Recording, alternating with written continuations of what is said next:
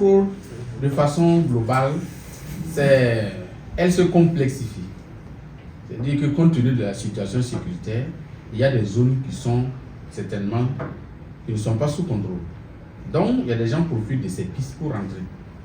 Donc, et puis, il y a la, je vais dire aussi, il y a ça comme premier point. Il y a ce que aussi, la part du gain facile. Parce que quelqu'un qui fraude,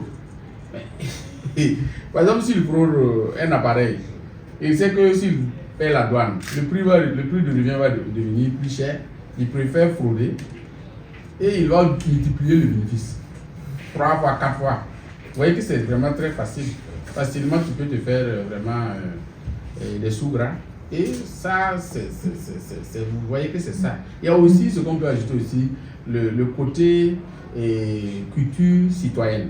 J'allais même culture civique. Parce qu'il y a des individus qui ne connaissent pas le rôle de l'État. Voilà, ils ne connaissent pas le rôle de l'État, ne comprennent pas les missions assignées à l'État. Parce que pour eux, l'État, c'est une entité à part, c'est une entité abstraite à part, qui est là seulement, et tout doit venir de lui, comme le professeur fédéral l'a dit. Chacun ne pense qu'à lui, à ses amis, à sa famille.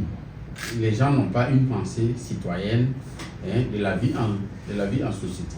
Vous savez, dire qu'il y a une complicité dans la fonction publique, ça peut être une façon de voir, mais cela n'est pas souvent réel. Vous savez, aucun fraudeur ne peut passer. C'est-à-dire qu'il y a des dispositions juridiques et institutionnelles qui sont mises en place. C'est ça seulement qui peut endurer la fraude. Même dans les pays les plus développés. Si vous ne mettez pas un système coriace, un système juridique renforcé, dans le cadre de la lutte contre la fraude, s'il y a des failles juridiques, et même le fraudeur lui-même va utiliser ce qu'on appelle l'évasion fiscale. S'il voit qu'il y a des dispositions juridiques qui ne sont pas, qui sont des textes, c'est-à-dire qu'il y a une partie où la loi n'a pas prévu quelque chose, les gens vont toujours passer entre les mains des filets pour commettre des infractions. Donc, quand on dit qu'il y a faille juridique, la loi peut être silencieuse dans certains contextes, même si vous partez au procès. C'est ça la naissance de la jurisprudence. Vous voyez, la loi ne peut pas tout prévoir. Vous allez savoir toujours qu'il y a des lacunes juridiques et le juge en ce moment est appelé en ce moment à créer le droit. C'est ça qu'on appelle la jurisprudence.